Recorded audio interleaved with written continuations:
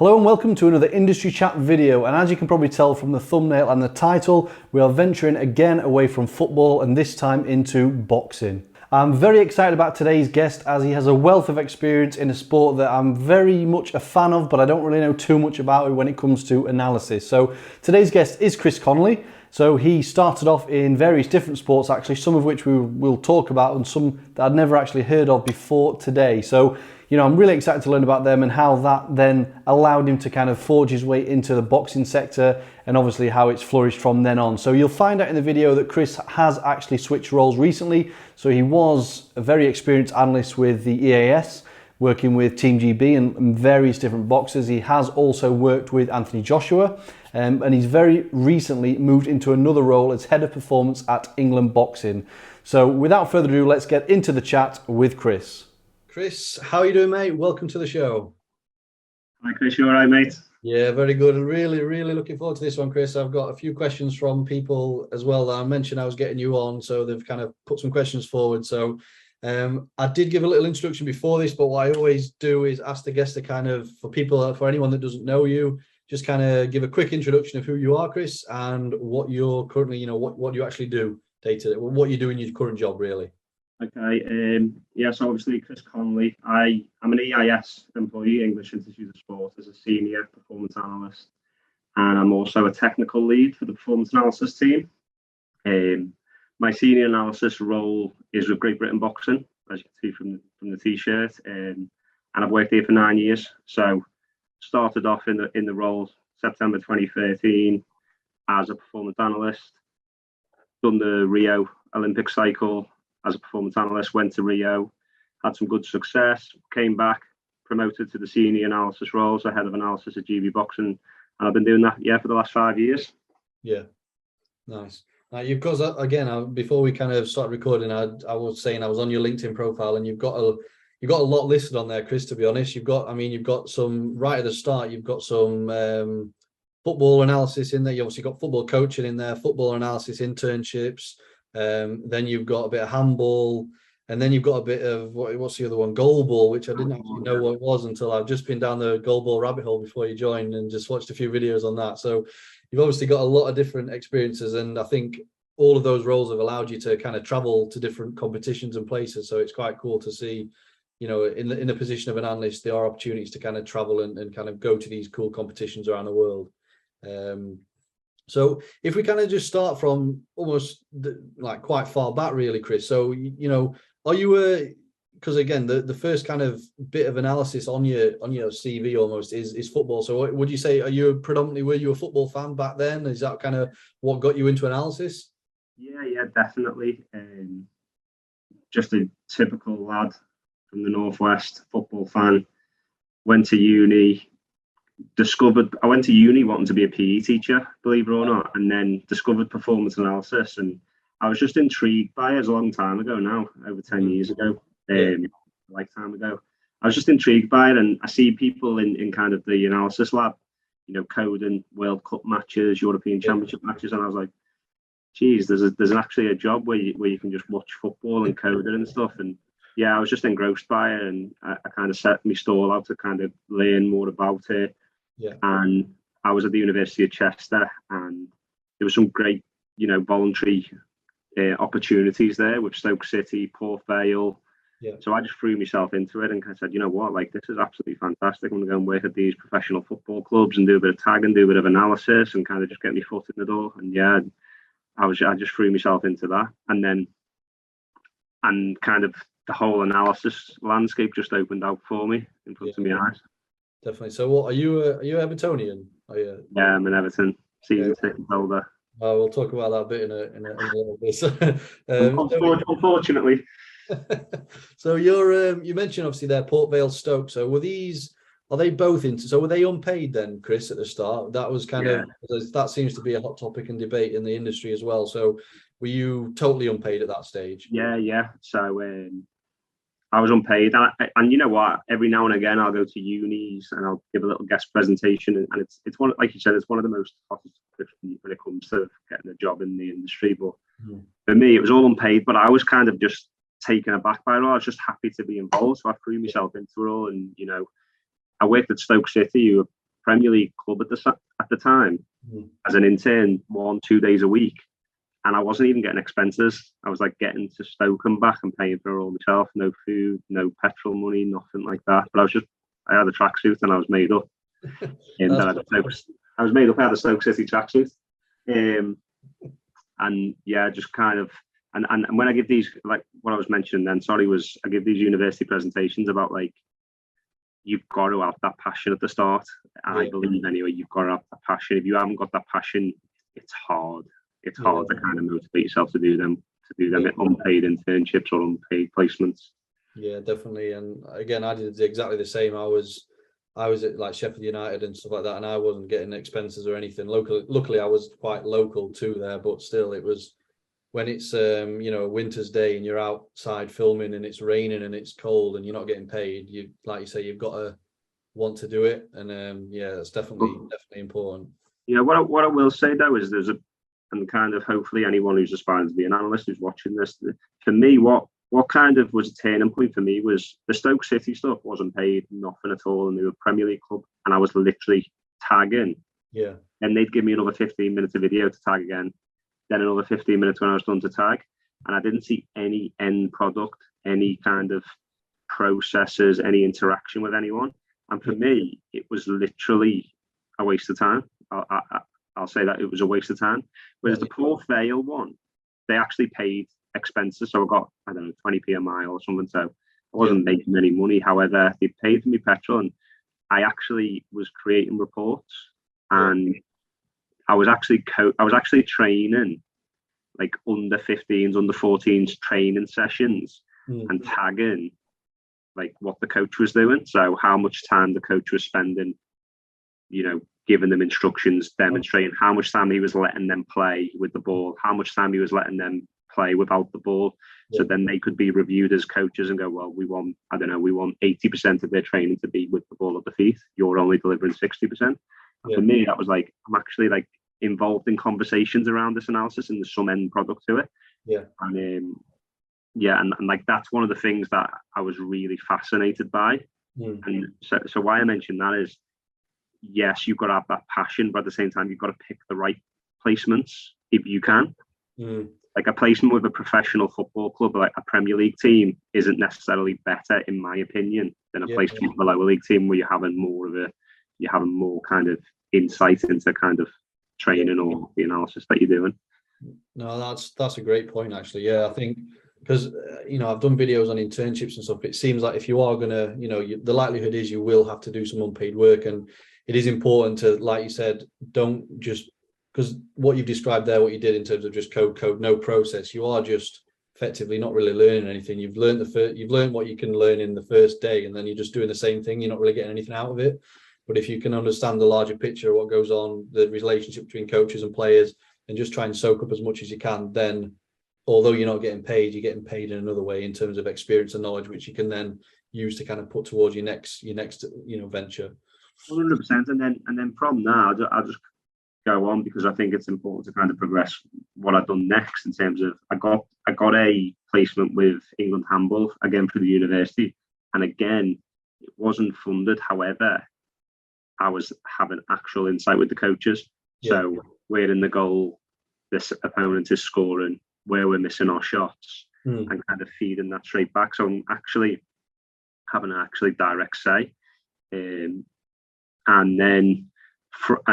But what another thing that I think is important is what happened there when I got the handball opportunity was it just opened my eyes to be like, you know what, it's not all about football. Like if you're interested in analysis, you're interested in analysis.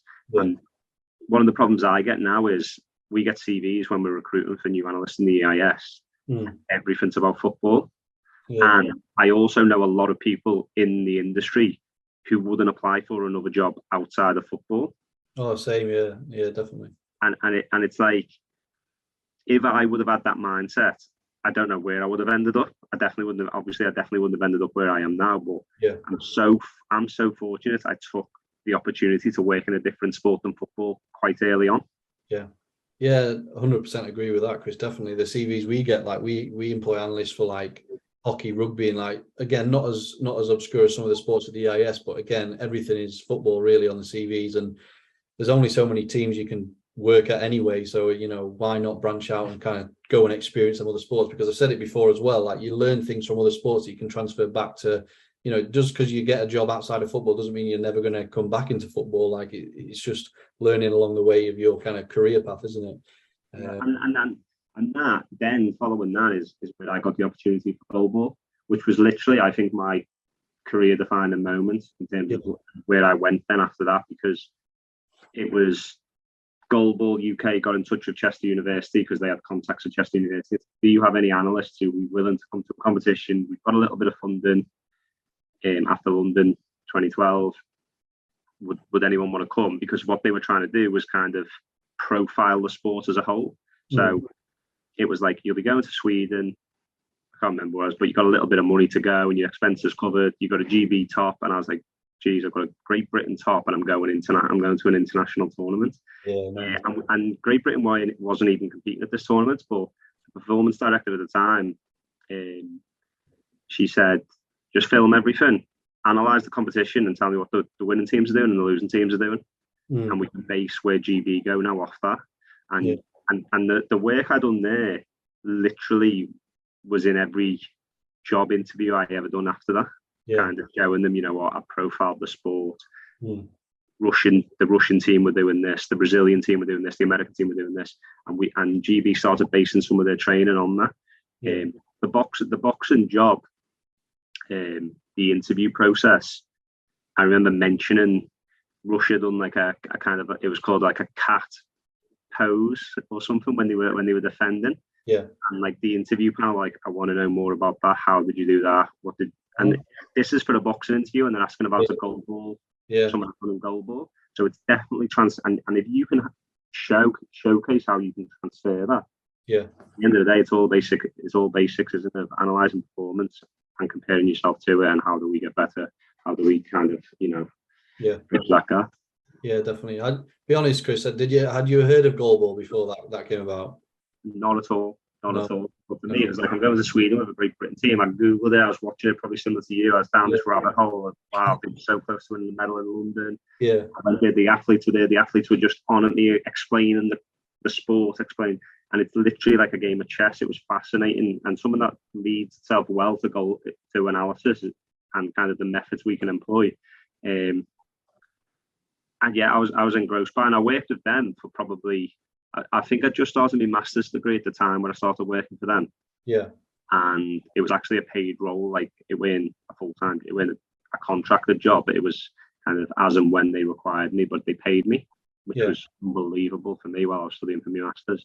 Because what I haven't said is, and this is what I say at uni presentations, is when I was doing my master's, I was working nights in a hotel in Chester. I was working 10 in the night till 7 in the morning, doing a full-time master's degree, working for goalball, and I was still doing bits of handball as well.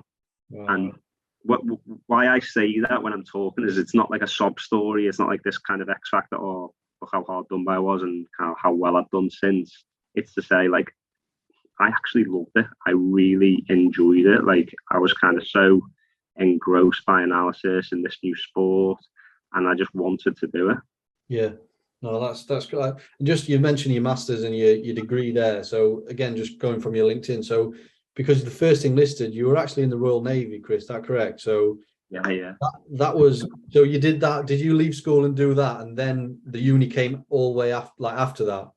Yeah. So when I was at school, and again, this isn't a sob story, but I'm not from the most kind of, what's the word for it, kind of upper class background. So for me at school, I wasn't the greatest academically. I loved football. I played football non-stop, and I thought that's where I'd kind of become a footballer. Obviously, that didn't happen. But I remember the Royal Navy came in and done a talk one day, and I thought, I always had it in the back of my mind, if I don't do anything in terms of football or whatever, I'll just join the Royal Navy. Anyway, I did. I left school, joined the Royal Navy, spent time in there, and then kind of I thought, I didn't actually give education a proper try. So I thought, what could it be? I want to be a PE teacher then. Like, that's kind of got into my head. So when I left the Royal Navy when I was 21, I went to college, I'd done a BTEC to get into university. Yeah. Sports science, got into university, and like literally, like it was really hard for me, but I just got my head down and So what found was myself a master's. did you enjoy the Navy or I did. It's one of them. It's weird because one of the reasons I left was because I was away a lot. So like, you go away for 6 months, 3 months or something, and then I spend the last 9 years. I've spent probably half of that away with sport. But at least I'm not on a ship or getting phone signal for 2 months at a time. Yeah, because the reason I mentioned it, like I said in the email, my brother was in the Navy he did his 4 years, and he's no longer in there now. And again, he was, I think like one Christmas he was in like Pakistan or something, then he was in Bahrain, but it was kind of a running joke that he got all the not so glamorous places when other people that he did training with were going out all these exotic places. So did you get anywhere nice or? Not really. I was like a bit of a young snotty nosed kid, like, I'm from the Northwest, everywhere else is crap kind of thing. So like I was on the ship, I was with the lads, and if we did go anywhere, we'd probably just go to the pub. But you know what? It was a massive learning curve. Like again, like I'd never been away from where I lived when I joined the Navy, and the next thing I'm down south. I'm traveling. I'm on the ship, and I'm meeting new people and new faces, and learning new styles and cultures. And it was an eye opener, and I think it did change me in terms of, for me to have that kind of that thought process to say, I didn't give education a chance. I missed people's birthdays, I missed weddings, I remember missing my mum's birthday a couple of years on the run, and it kind of got to me. I was like, I can't do this, I want to get home, what can I do? I'm going to give education a chance, I'm going to try and do something. It was a massive learning curve, and I think, it instilled probably a process driven kind of approach to work, and a maturity and a kind of a work ethic. It definitely helped me. Good. No, that's kind of, like I said, I wanted to touch on all the different experiences you had in terms of the different sports, but we'll get to the main thing, what people would do want to hear about, obviously your boxing stuff, Chris. So you said how the interview process, they mentioned some of the stuff that you'd done in the other sports. So your first kind of boxing position then was that, so that's the one on your, so 2013 was when you were analyst GB boxing for the first time, is that right? So that was my first full-time, full paid role. And what it was is, again I've told the story to people, and it seems like a kind of like, this X Factor story. It's not at all. It's quite funny, but what it is, and I like to share it, is that I applied for the boxing job probably without any thinking that I'd get anywhere near the job. Do you know what I mean? And I had a phone interview with 2 people first, and I got through to the next stage. The next stage was a job, like a face-to-face interview in Sheffield, just in the room next to me now. And that was in front of a coach, the new head of analysis there, and a pathway manager. And it was like it was intense. It was a robust process. It was present 2 examples of you working with sport where you've had a performance impact. So I presented Paul Fail with the coaches. I presented Goal Ball with kind of analysing this thing. If I wouldn't have done any unpaid work, I wouldn't have had anything to present.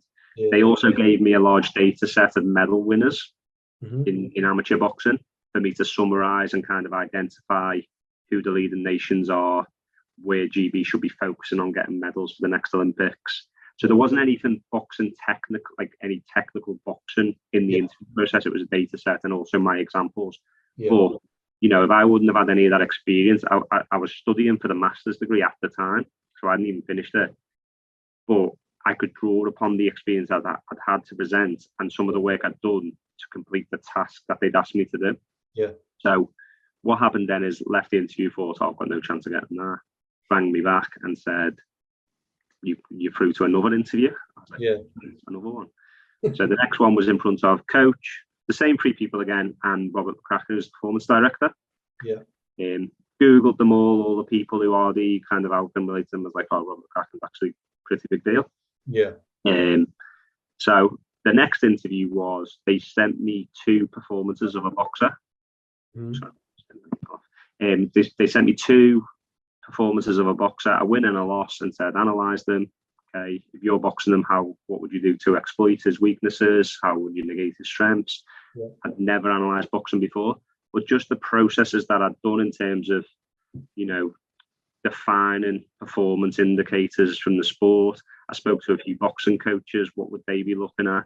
Yeah. And I tagged both bouts, got the data, presented, and I never forget the day. So there was two people getting into, then I was the second one, and literally nobody seemed interested in the whole interview. And I was like, I'm off the mark here, and no one's listening to me.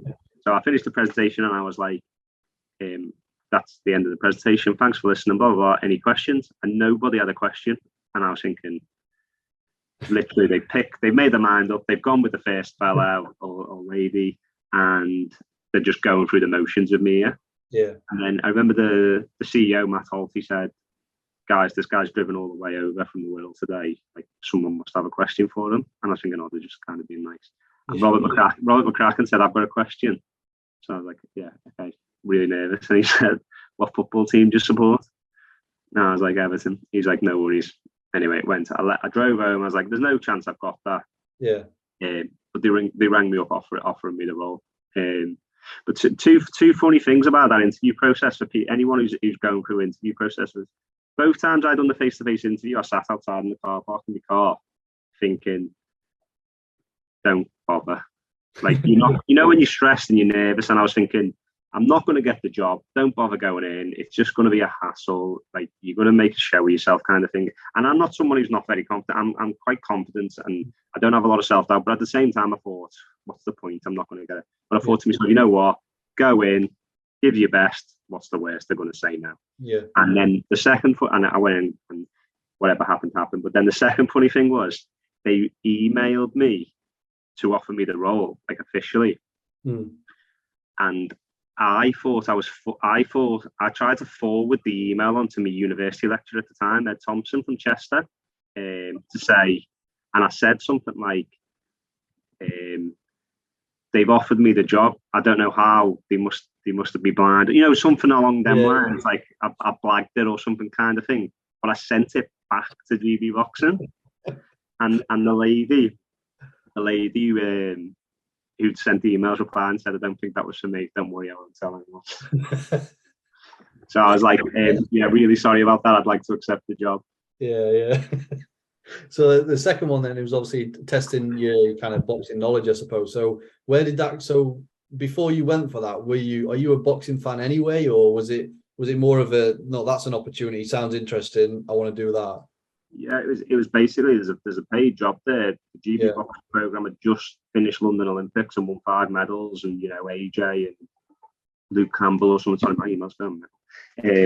AJ and Luke Campbell and Nicola Adams had won golds, and I thought, that'd be a fantastic opportunity. I'd like to think I was a boxing fan, but I don't think I was. Like, I'd watch probably the big fights if they were on telly or something, but I weren't like a really passionate fan by any means. Yeah. I was fortunate because, like I mentioned, Ed Ben from Chester Uni, he's a big boxing fan. He's done his PhD in boxing analysis, and I kind of just picked his brains, and I spoke to a few boxing coaches. I really put prep in to the interview process instead of thinking, I don't know about boxing, they'll teach me. I thought, I'm going to learn as much as I can. And this is a big bit of advice I like to give to people: is you don't have to be an expert in the sport. Don't try and become an expert in the sport. Yeah, they have experts in the sport, but try and get across that you care and you want to know about the sport. Yeah. Do you know what I mean? So, like, in our place, like, our boxing coaches are experts. They live and breathe boxing. They've been around boxing for 50, 60 years. They don't need me coming in who's tried to get into it in the last 2 weeks, telling them I know everything about boxing. Yeah. But what they do want is they want to see me trying or asking them about it, wanting to learn. Yeah, definitely. 100%. So that was, so let's say we went back there to 2013. You were kind of in that role, according to here, for sort of 3-4 years ish.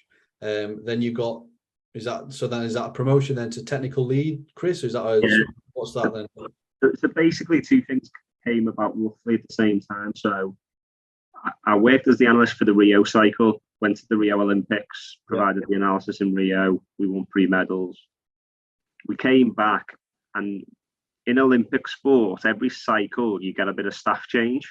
People move on and little bits of change here and there. the head analyst, Rebecca, she left. Well, she took up a different role in boxing, which then allowed me. I interviewed for the senior analyst role with boxing and became the head of analysis at GB Boxing. Roughly the same time, the EIS, because of changes that have been made, people leaving in the EIS, there was opportunity for technical leadership roles. So I applied for one of them, and I think you had Julia on your podcast. Julia was selected me to be one of the technical leads. So I went for the EIS, but now I'm doing 1 day a week technical lead for the EIS. Right. And I think that was about 6 months after I'd got the head analyst job. Yeah. So kind of two things came at once. Oh yeah, sorry, I didn't read that properly. Yeah, so that's still, I can see that's from 2018 to now, and then obviously the senior performance analyst GB Boxing. So okay, cool. So and by the time this goes out, then Chris, you mentioned you kind of starting a new, or you will have just started a new role with England Boxing. So again, by the time this goes out, hopefully that's kind of going well at that point. So what kind of, and I know you probably can't speak too much about that role, having it's new, but what is that position that you've kind of taken there, Chris? Yeah, so that is kind of my first foray away from analysis completely then. Although I'll probably still oversee, hopefully, some analysis support for the programme, but I'll be taking over as head of performance for England Boxing. So it's probably kind of a mini performance director role in terms of heading up their programme, overseeing delivery of their camps, their training, their tournaments, their kind of admin, coaching, sports science, and the England and being kind of, overseeing the England Boxing programme. Yeah. So analysis will just be almost then one area that you will oversee then in terms of all the other disciplines as well. Yeah. So I think I'll have kind of three main teams or three main departments that I'll kind of oversee, which will be, admin, operational side, be coaching, and then also a sports science side. So, and obviously, like you said, I'm not in the role yet, so I don't really know what they do at the minute. I've got ideas and I've been meeting certain people, but I don't know what sports science they currently use, what their coaching structure is, the syllabus. So it'll be kind of overseeing the whole program generically. And something I'm really excited that I've done probably 12 years in analysis now. But that's good. It seems like a good progression for you. And again, before we kind of started recording, we were talking about the progression, which we can come to later on, Chris. So in terms of being a boxing analyst, then again, what I will do is I'm going to link the video below, the video you did with EIS. I don't know, it's probably a few years old now, but it's like the day in the life of and it kind of follows you around doing different things, which it's a brilliant video. So I'll link that below for anyone that wants to see it that hasn't already. But just to kind of get an insight as to, and we'll go obviously you at the EIS here working with like GB athletes and things. So what are you doing on a week, on an average week, Chris? What are you getting up to? So kind of the way I see it is, and that's the way I see analysis, is kind of just to aid the coaching process. So I think we're kind of just massively, the right hand man to the coach or right hand woman to the coach, and kind of just trying to aid their kind of processes. So on a weekly basis, my more hands-on work will be alongside the coach and the athlete up in the gym. And whether that's, and the video the EIS does actually it captures it really well, but it's basically, a big thing that I think is important is just basic video playback to athletes. So what we'll have athletes on the pads. They'll be working on certain elements of performance on the pads, which will come from the debrief of their performance. So, you're throwing this hook a little bit slow, or you're not getting your hands back into position fast enough. So they'll work on that on the pads. We'll film it with an iPad and just turn it around and show them. And just really simple stuff. That's when they do pad work. They'll spar 2 or 3 times a week. Every open spar we will record, and the boxers will get that censored and directly within an hour of that training finishing, or they'll go in the gym. We have 3 massive TV screens, or they'll go straight to the TV screen and watch it back with the coach, or watch it back on themselves while they're cooling down. So like the first thing for me is one of the main things in the week, and where a lot of my time is spent, is videoing and getting the athletes to be able to watch that back simply. So we've created a culture at GB Boxing where it's not difficult for an athlete to watch performance back. And once you do that, you'll see how much the athletes watch it back. because there's no barriers to them doing that. Yeah. Another part of the week, another kind of main chunk of the week, obviously, is analysing and tagging, and we do that. We have about around 30 athletes on the program. Yeah. So we can't tag everything. There's only 2 of us. Yeah. We don't really tag bouts that we've won comfortably. We don't really tag bouts that we've lost, unanimously. Like you can pretty much see why you lost or why you won them bouts. Yeah. But we will analyse the close ones. Okay, well, we thought we won that. Let's analyse it. Let's see kind of the data. What does the data say? What kind of punch was they landing? Were we missing certain punches at this time? And bringing some kind of clarity to what happened. Because a big thing with boxing is it's a judged sport. Yeah. So there's no point, there's no goals, there's no tries, there's no score as such. That's like objective. It's all subjective. So at the end of the round, you'll go, 5 judges gave it to us, or 5 judges didn't, or 3 judges thought we won, 2 judges thought we lost. And it gets really, what we try and do is we try and take the emotion out. We try and give some objectivity. So we'll say, okay, we've lost that 3-2. We've lost a really close round. We think we might have thought we won. However, this is what the data says. And these things we can definitely get better on. Regardless if we won or lost, we will get better on these things. So next time it's not as close as that. Yeah. And you know what?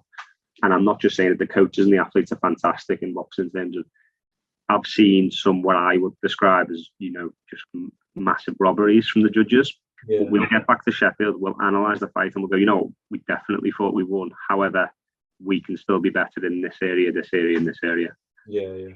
Do you know what I mean? And that's what it's all about. Because as soon as you just say, "Oh, we got robbed," there's nothing to blame.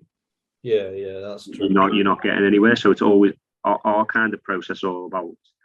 We train, we plan, we prepare, we do a brief of our opponent. We'll go and box, and then we'll debrief it, and we'll analyse and we'll look at it. So two main elements of my week are the filming and playback and sending the videos and making that culture where it's easy for them to watch their videos back. And then also the analysing and getting reports ready for a brief or ready for a debrief. So analysis data can supplement the debrief and go, okay, we're going to watch. A big thing for us, so everyone will do a debrief, every boxer will do a debrief. A big thing for us as well is in our analysis, we'll highlight the big eye-catching shots. So you landed 4 eye-catching shots in the first round, they landed 5. This is when it happened. Because a big thing, and people will overlook this, is that we need you to be watching the video when that's happening. Because what we realised quite often was a coach or a boxer might be looking at each other talking while the video's playing, and they've missed the big shots. So now definitely pay attention to the middle part, because we watch the full bout back, and obviously watching a full performance back, you're going to miss things. So we make sure we highlight the bits you don't want to miss. Yeah. That's it. So just on the actual tagging side of things then, Chris, because this was a question asked by someone, what are you kind of looking at? What are you Are you classifying the different types of punches? Are you looking at footwork, like movement? What are you actually breaking down and kind of then delivering back to the athletes? Basically, we kind of keep it as simple as possible. However, to tag a 9-minute bout, 3-minute rounds, you take anywhere from an hour to 2.5 hours, depending on the amount of punches they threw. Yeah. Because we tag both boxers. Yeah. What we'll tag is the type of each boxer, the type of punch they throw, the target of the punch, and the outcome of the punch. Right. And then we've got some more specific stuff for certain boxers who do different things, but that's kind of the gist of it.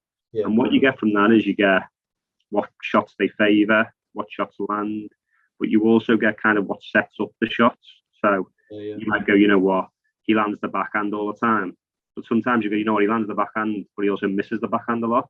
So then you look at, okay, well, what's the difference of the ones that he lands and the ones that he misses? And normally it's the punches they throw before. So if you go, if he throws this one before, he misses that a lot. But if he throws this, because boxing's all about trying to set up a punch. It's not single punches, it's combinations. Yeah. We look at kind of how combinations work at setting punches up. What was interesting, probably, hopefully there's a few geeks who listen who thinks this interesting as well, is what we also done is we reclassified the outcome of punches from, just hit and miss. Everyone just thinks, oh, it either hits or it misses. Yeah. We've got like 5 outcomes. So we have eye catching or very successful, which is a knockdown. Your head goes right the way back. Yeah. It actually hurts a boxer. That is the biggest indicator of winning a fight, by the way, is kind of how many of them you get compared to your opponent, like the big shots. Then we have successful, which means it hits them in the target area, the face or the body. Yeah. Then we have we have 3. We have unsuccessful miss, which means it was an unsuccessful punch and it missed completely. Yeah. And we have unsuccessful hit, which means it was unsuccessful, but it hit something. So it might have hit the back, the arm, the glove, the leg. Yeah. And then we have unknown, which is obviously if we can't see because of the camera or whatever. Yeah. However, what we realised was, and this was a big learning in terms of GB, is that if you land a lot more eye-catching punches, you normally win. If you land a lot more successful punches, you normally win. However, if those 2 metrics are close, so if me and you were to box each other and we landed similar amounts of successful shots, what it normally goes on is the unsuccessful shots compared to hit and miss. So if I was to throw 50 unsuccessful shots and 50 of them miss completely, compared to you throw 50 and we still hit something, you probably win, because what is a big indicator is if you miss the target completely, it looks quite bad. Yeah. So like that was quite a learning curve. Is like for us is you can miss, but try and hit something. Like it doesn't have to be successful. So the difference between missing and unsuccessful is different there. Yeah, you know what I mean. Yeah, that's really interesting. That's cool actually. Yeah, I wouldn't have known that. That is interesting. I think if we had a boxing, you'd probably beat me, Chris, if I'm being honest with you. If we so that's kind of what you do then. So you mentioned the athletes there. Did you say sort of around 30 or so athletes ish? So are they all like GB athletes that come and use the facilities and kind of utilize your skills and stuff? Yeah. So we have when we've got a full squad, it goes up and down because we lose a lot of boxers to professional ranks, especially after the Olympics. We lost literally the whole boxing team after Tokyo. Like we've started again from scratch for Paris, which other countries don't have to do. But that's me. I'm having a little moan. We have around 30 when we're on full capacity, I think. However, there's kind of 2 groups. There's a podium group, which is the number 1 boxers who are targeting the Olympic Games, and then there's an academy group. We definitely support both lots, but to different extents. Yeah. In terms of the amount of analysing or tagging that we will do is predominantly for the podium lot. Yeah. Whereas the other guys, they still get all the video feedback, videos sent to their phones and all that type of stuff, but they won't be going necessarily to the major championships. They'll be going to senior tournaments, trying to break through into that podium group.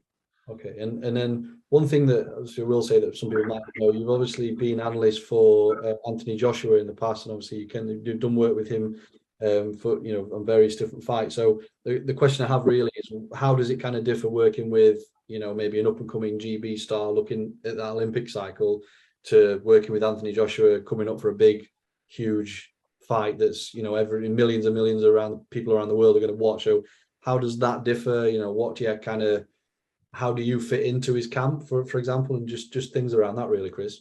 Yeah. Well, one, I get more people asking me for tickets when AJ's fighting compared to Great Britain.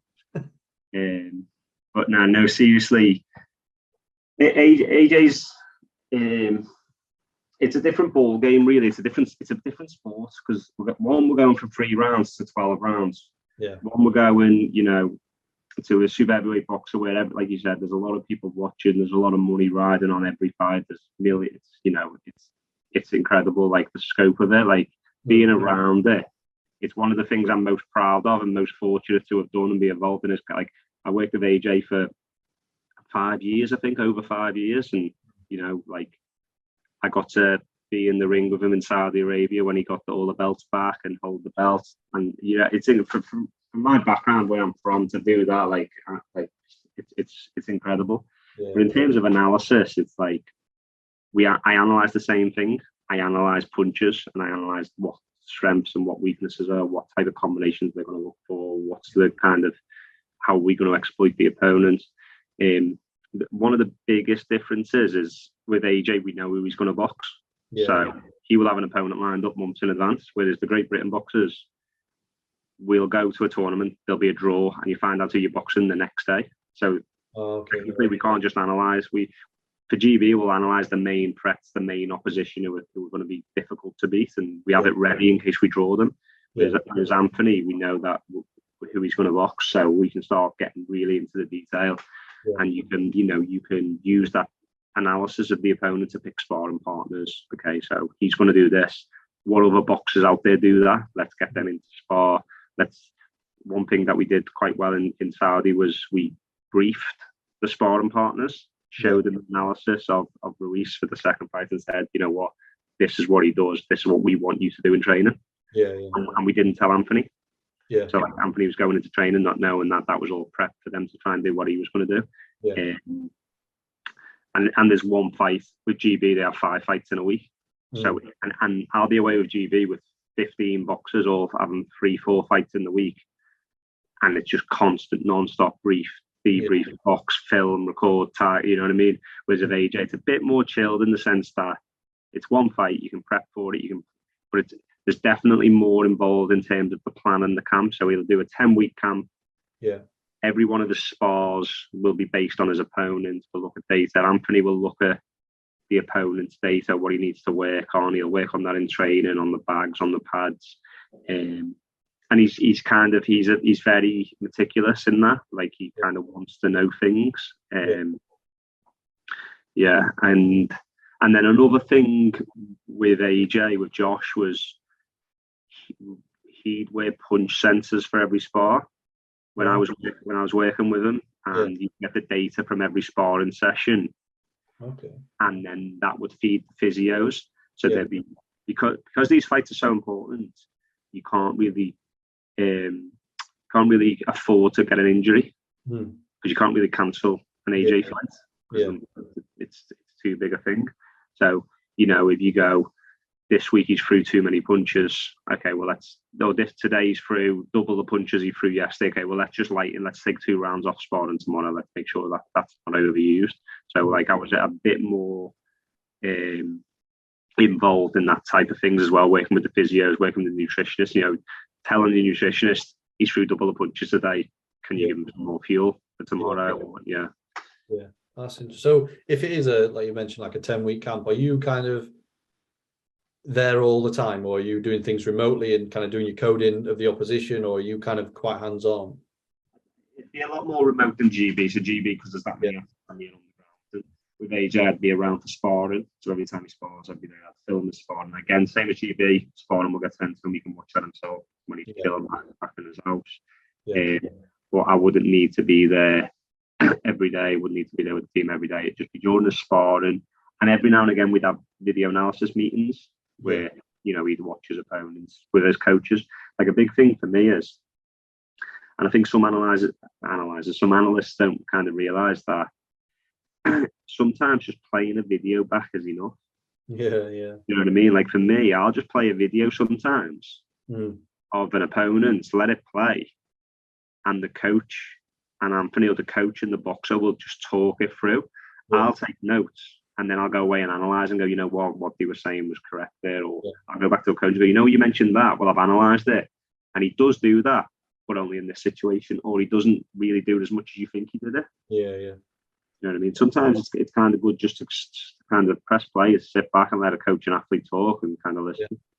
Don't complicate. And then again, you learn a lot from that as well, listening to them, them obviously top athletes. So that's interesting. And then I suppose one question I wanted to ask you, Chris, really is, obviously you mentioned a lot about video and showing the athletes the video. How much does data play a part in your role, or the role of the EIS, in terms of, are you kind of using things like Tableau and all that kind of thing, which kind of are coming more to the forefront, and a lot of people are trying to learn these skills? Are you kind of utilizing that and kind of working with data? Yeah. So again, like I said, the big time we use data is in debriefing a fight. So we get a close fight, we want more information than just watching the video, because 9 times out of 10 we watch the video back and go, you know what, it's close. don't really know still. But we'll use data, we'll analyse the fight, we'll go, you know what, from what we've seen from the data, these are the areas why it was close. A, you didn't throw your jab enough. B, you didn't do this. There was 20 seconds in that round where you conceded a lot of punches. And then what we'll do is we actually use Tableau to visualise that. And literally, it's a real simple graph of a star on the timeline of when you took a big punch or when you landed the big punch. And what we get from our boxers is like, they really simplify and go, okay, well, I got too many stars against me and I didn't land enough stars, or I need to get more stars. I need to stop them getting stars, which sounds really simple. But then when you provide the video and go, okay, well, these are their stars, they're like catching punches. They look at it and they go, oh, yeah, geez, I didn't know I got hit that much. Do you know what I mean? Like, because like everyone knows, you watch a video back, you've got your kind of your goggles on and you're just watching yourself. And our boxers are going, yeah, but look how many punches I'm landing. You're like, yeah, but you've missed the 5 punches that you've conceded as well. Yeah, definitely. And especially like the boxers, like the training that it's so brutal boxing. Like they'll watch a video back and go, yeah, but it didn't hurt. You know what I mean? It's like the day didn't hurt me. It's like no one's saying he hurt. Yeah, but he landed the punch on you. Yeah. The judges don't know whether it hurt or not. I suppose one thing we will quickly touch on, Chris, as it's kind of just happened, is the Commonwealth. We spoke about it a little bit before we kind of started recording. So you mentioned you kind of supporting remotely. So you had a colleague that was obviously more than one colleague probably down there. So what did that look like? And obviously how were the medals basically? How did it go from an analysis point of view as well? Yeah, fantastic. I think GB got 16 medals. This way, well, correct me, but I think they got 16 medals and 6 golds for Great Britain athletes in boxing, which is fantastic. I was fortunate enough to kind of be taking a back seat. Obviously, we mentioned I'm moving roles soon, so we've actually advertised my role. People might have seen that or not. And the girl, Jessica Smith, who works for boxing at the minute, very similar to me after Rio, where I got promoted to head of analysis. After Tokyo, it's kind of changing, and Jess is getting that promoted to the hot seat as it is with GB boxing. So she went and she provided the support, and she absolutely smashed it. Long week for her, videoing in the stands and taking photographs and analysing, and so she done that. I supported remotely, kind of literally getting some videos off the iPlayer if she needed them, getting videos off our gym hard drive, NAS drive if she didn't have them. We're very lucky there. The setup for the Commonwealth Games is really good in terms you don't necessarily have to video your own footage because we get access to a broadcast feed where we can take all the bouts off that. And then what also helped is we had Welsh boxing have an analyst, Jen, and she's fantastic as well. She kind of sat with Jess and they kind of delivered. Jess just got in touch with me every now and again, really minimally to kind of ask for some stuff. But like at a competition, it's the same every competition. What will happen is we'll have, 4 or 5 boxers on that day. They'll have a team meeting in the morning, straight into video briefs, and the analyst, the coach, and the boxer will watch their opponents and kind of create the game plan for the day. Go and box, that game plan's noted. When they get back to Sheffield in a couple of weeks, they'll do the debriefs, and there might be some analysis and data that goes with them close bouts. And they'll kind of see where they've done well, where they need to work on, and then training will be kind of planned in accordance to that. You're based in Sheffield, aren't you, Chris? You said. Yeah. So, and do you know where will you be based in your new role? I'm still here in England boxing, and also based in. Okay, still there. Nice. Yeah. I like relocated to Birkenhead, so then I can come across as much. I've mentioned to Julia in the call I had with her. I'm in Doncaster. I've been to the EIS Sheffield a few times before, but not for a long time actually. So it's probably worth a revisit. But that's cool. If you're ever in the area, give me a shout. We'll give you a little tour. The GB boxing setup, and I know I'm biased, it's absolutely fantastic. I think Julia. That'll be sick. That'll be really good. I'll definitely take you up on that, Chris. I'm cautious of time, Chris. So I'll kind of go through the few more questions I've got because I don't want to keep you too long. So, in terms of, you mentioned your career so far has allowed you to obviously travel to all these different tournaments, and you said you've been in the ring with AJ and, you know, stuff like that. Can you pick out a career highlight so far, or is it, you know, is there something that really sticks out to you? That you mentioned, obviously, you've come from your humble beginnings, like you say. Is anything that thinks, wow, like that was just absolutely incredible? Both Olympics is incredible. Like to go to Rio, and Tokyo, just to go to them places on their own is incredible. But like to go to Olympics and win medals, we won 6 medals in Tokyo. We beat the London Olympics, and you know, 2 gold, 2 silver, 2 bronze. It couldn't have went any better. It was fantastic. I think for me, is like some of the athletes that I've worked with, seeing them achieve is just phenomenal. Like you know what it is being part of the team. Like the GB boxing team is fantastic. Everyone gives everything to it. So for me, like Lauren Price and Galalia Fai won gold medals in Tokyo. And it was just incredible to see. Like COVID had happened, the Olympics had been delayed a year. We had to really grasp and to make sure, you know what, COVID happened, we've got a year to the games, there's not many competitions. What can we do to turn this nightmare into a benefit, and how can we make sure we're the best nation of adapting to this? And like, so I think Lauren Price winning the gold medal was phenomenal, and Galalia Fai, because we did do a bit of analysis work with them. Like Jess, to be fair to her, like she worked with Galal constantly, making him watch his sparring back, making sure he corrected certain things with the coaches. That was fantastic. Seeing Josh Boatti win a medal in Rio, again, like he was up against a boxer who was, I think he was seeded number 1. Like no one gave him a hope to win, and he knocked him out in like the 2nd or 3rd round. But yeah, I think just being part of Great Britain at them events is phenomenal. Like the AJ stuff was fantastic because that's huge. You know what I mean? You're huge in front of massive fans and that. So yeah, I'd say so. I've waffled on there. I'd say Galal and Lauren winning them gold medals was probably the best achievement. But also, I think AJ entrusted in me to kind of give him support for them fighting to win them belts back that time, because he'd been written off by so many people, and people hadn't known what had gone on in the background to lead us to losing the belts. But then to win them back and to box how he did to get them back, based on the game plan, the tactics, and the relief of getting in that ring, and you know, us all holding the belts and getting photographs was also phenomenal. No, definitely. I mean, you've had some great experiences, to be fair. I mean, you kind of answered my next question in that a little bit, Chris, in terms of what you like most about your job. So you mentioned being part of that team, that like core strong team, and obviously seeing athletes that have worked obviously so hard, basically put the whole life to win the gold medals, sometimes when they're least expected to as well.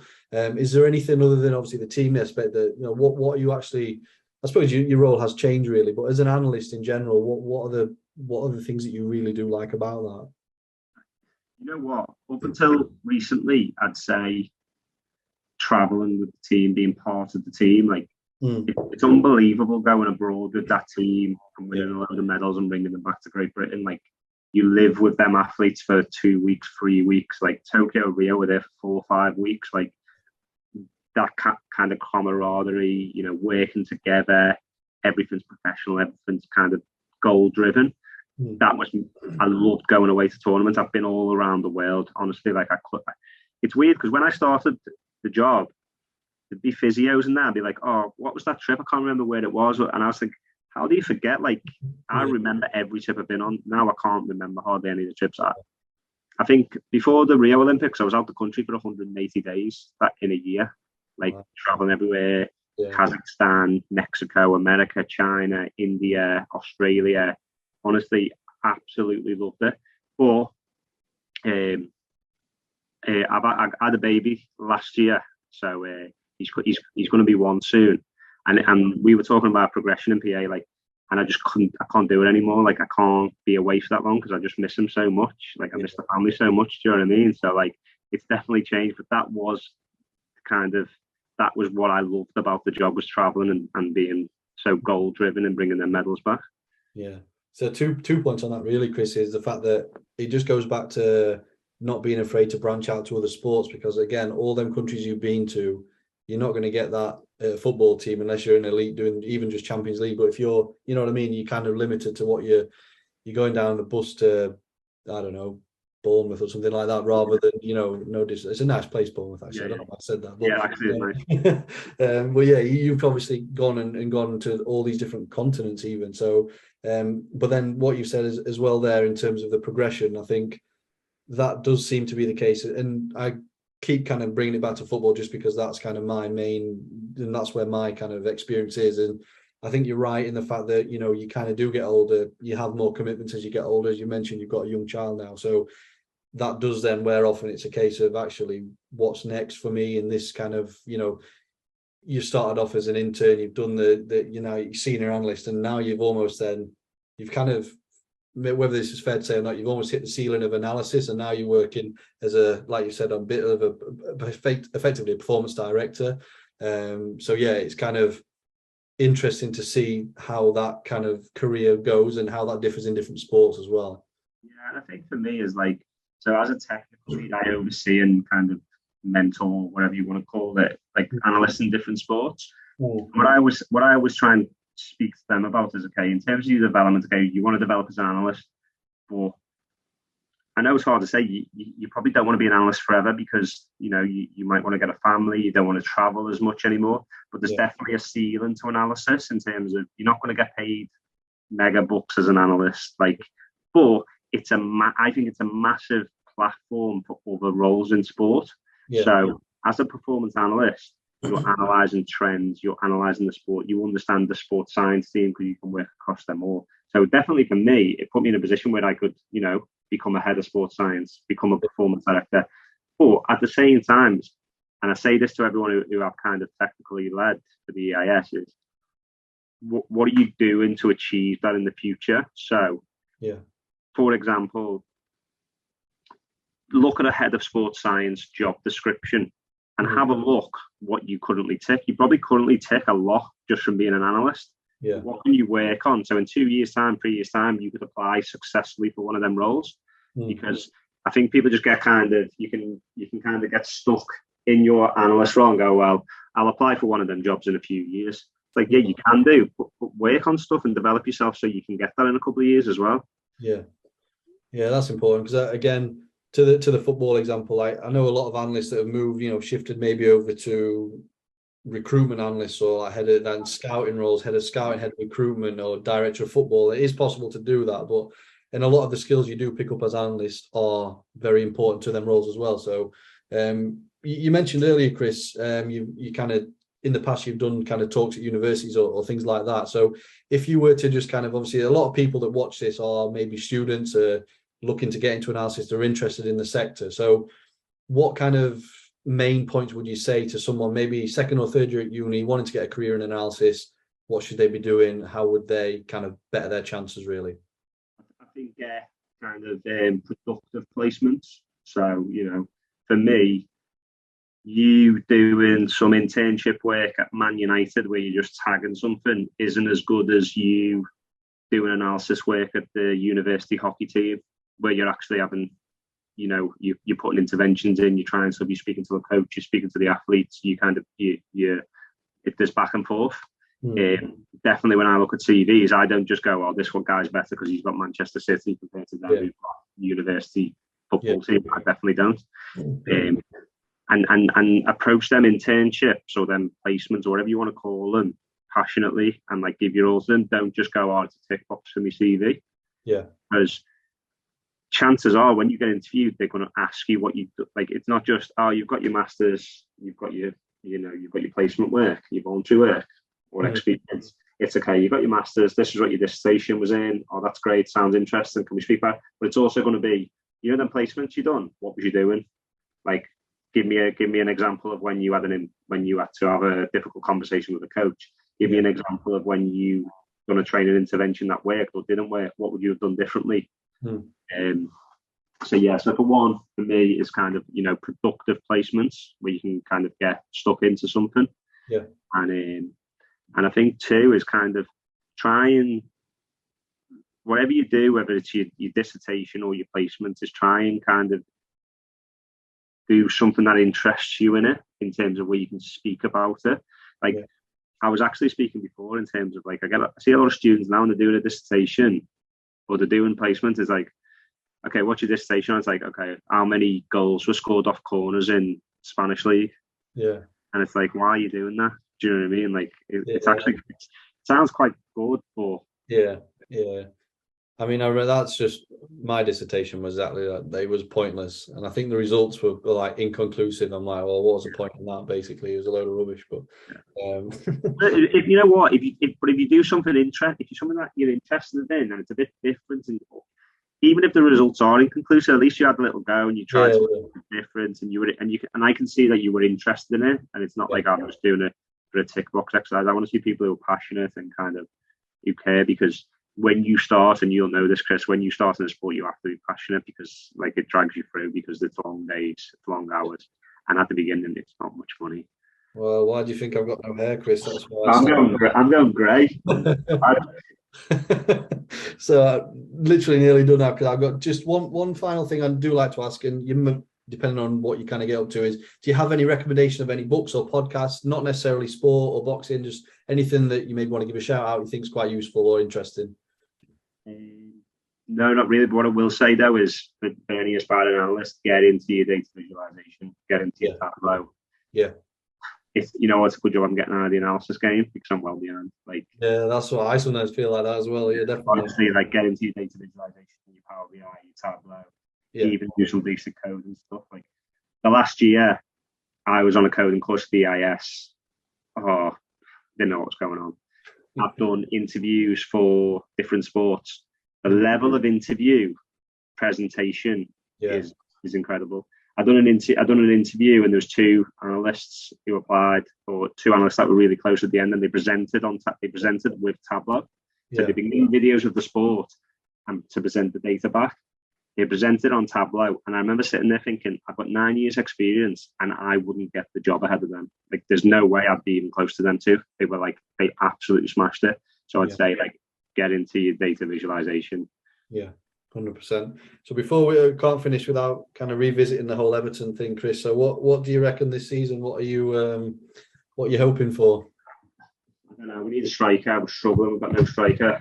No, the problem is you nearly get relegated, and then the guy that keeps you up, you sell him, and you don't replace him. So it doesn't look great. However, the last couple of days we've made a couple of good signings. Yeah, that Onana. I think just a guy's coming. Connor Cody signed. So should be a bit more solid. Should be a bit more solid at the back. We still need a striker. I'd say I'd be happy.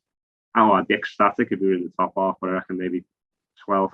I kind of is a progress from last year. Well, a lot of grey hairs from Everton last year. I'll tell you that. Well, to be honest, I'm a Sunderland fan, if you didn't know. So we've gone down and obviously went down again, but now we're back up midway. Ellis Sims offers, haven't you? Sorry, you've got Ellis Sims on loan from Everton. Yeah, he scored 2 on his debut. Yeah, we've got no striker, and we're loaning him out, and he scored 2. Yeah, he scored 2 on his debut, and he should have had a penalty as well. But I'm just thinking back to, I think it was the last time I went to Goodison. You may have been there if you've been a season ticket a while. I think you absolutely pummeled us 7-1. 7-1. Yeah, I was there to that one because I remember it. I'll never will forget that because that was my birthday. Got back to because it was a night match. We got back to the car and the car had been broken into as well, just to top it off. So we were driving home with no window in the thing, and it was freezing January. It was horrible. Yeah, but you know what? You're very unlucky there because Everton beating anyone 7-1 doesn't happen. Well, that's it. That shows how bad we were that season. So yeah, definitely. Now listen, Chris, that's really good, mate. I appreciate your time and very useful, very interesting to listen to what you kind of get up to. Is there anything you want to give a shout out to before we wrap it up, Chris? Anything you want to? No problem. I'll always say anyone who wants to reach out to me, like Twitter, Instagram, LinkedIn, or whatever, give me a shout if anyone's got any questions. I've always got time for that because I remember in the past I'd reach out to people and no one will get back to me. I'm always trying my best to help people out. One thing I will say is job advertisement is out at the minute for the performance analyst at GB Boxing. So anyone fancies it, throw your CV. And like I said before, I never thought I'd get the GB Boxing job. Do you know what I mean? So you never know. There you go. So yeah, if anyone's got any comments, obviously you can find Chris on LinkedIn as well as myself. You can leave any comments in the video below the video. Sorry, but yeah, Chris, thanks very much, mate. I'll let you go off. Enjoy the rest of your day, and I'll catch up with you soon.